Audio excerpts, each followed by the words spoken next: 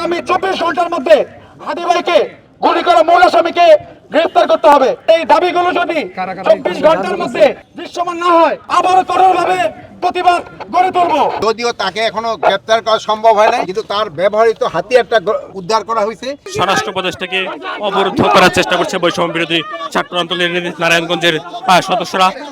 সামনেই স্বরাষ্ট্র উপদেষ্টা অবস্থান নিয়েছেন এবং এখানে তারা স্বরাষ্ট্র উপদেষ্টার বিরুদ্ধে স্লোগান দিচ্ছেন, আমরা দেখতে পাচ্ছি।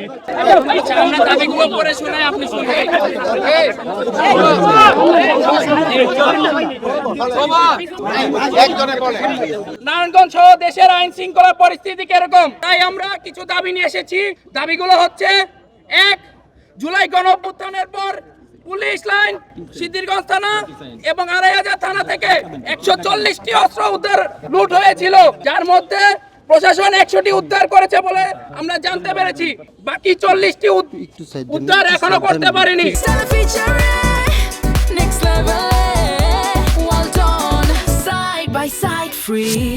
একই সাথে রাইফেল ক্লাব থেকে অসংখ্য অগ্নিয়াস্ত্র লুট হয়েছে, যা আগামী সুষ্ঠু নির্বাচন বিঘ্ন সৃষ্টি করতে পারে। এসব অস্ত্র দ্রুত সময়ের মধ্যে উদ্ধার করতে হবে এবং আওয়ামী সন্ত্রাসী ব্যবহৃত অস্ত্রগুলো কাদের কাছে হস্তান্তর করা হয়েছে তাও উদ্ধার করতে হবে। আওয়ামী লীগ ও ওসমান পরিবার বিভিন্ন দোসররা হোতারা নারায়ণগঞ্জে অবস্থান করছেন তা আমরা জানি। তাদেরকে অনতিবিলম্বে গ্রেফতার করে বিচারের আওতায় আনতে হবে। একই সাথে ওসমানদের ব্যবহৃত ব্যবসা বাণিজ্য থেকে শুরু করে সকল সাম্রাজ্য বর্তমানে কারা পরিচালনা করছে, প্রশাসনের কাছে তথ্য আছে তা আমরা জানি। তাদেরকে দ্রুত আইনের আওতায় আনতে হবে। থানা কিংবা কোর্টে আওয়ামী লীগের সন্ত্রাসী পুনর্বাসনের জন্য তকবির বাণিজ্য হয় তা সবাই আমরা জানি। বৈষম্য বিরোধী হত্যা মামলা নিয়ে বাণিজ্য হয় তাও আমরা জানি। এগুলো অনতিবিলম্বে বন্ধ করতে হবে এবং থানা কোর্টকে রাজনীতিক বলে মুক্ত রাখতে প্রশাসনকে সচেষ্ট থাকতে হবে।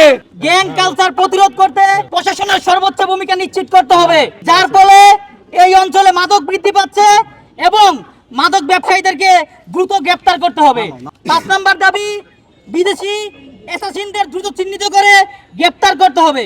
বর্ডারে সিকিউরিটি বাড়াতে হবে এবং সীমান্ত হত্যা বন্ধের বিষয়ে সরকারকে অনবিলম্বে পদক্ষেপ গ্রহণ করতে হবে। শরীফ ওসমান হাদি ভাই গুলিবিদ্ধ হয়েছে তা আমরা সবাই দেখেছি। অভিযুক্ত মূল আসামি এখনো ধরাছোঁয়ার বাইরে। আমরা জানতে পারি সে ভারতে পলায়ন রয়েছে। যদি তাই হয় তা তবে তা কিভাবে হলো তাই স্পষ্ট করতে হবে এবং আগামী 24 ঘন্টার মধ্যে হাদি ভাইকে গুলি করা মূল আসামিকে গ্রেফতার করতে হবে।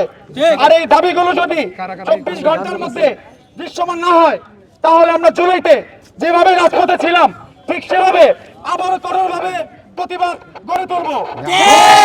এবং এগুলি অবশ্যই যৌক্তিক দাবি। যদিও তাকে এখনো গ্রেফতার করা সম্ভব হয় নাই, কিন্তু তার ব্যবহৃত হাতিয়ারটা উদ্ধার করা হয়েছে এবং ওর সাথে যে আরেকজন ওই হাতিয়ার তাকে উদ্ধার করেছে, তারা আমরা অলরেডি রিমান্ডে নিছি। আস্তে আস্তে হয়তো আমরা করতে পারবো।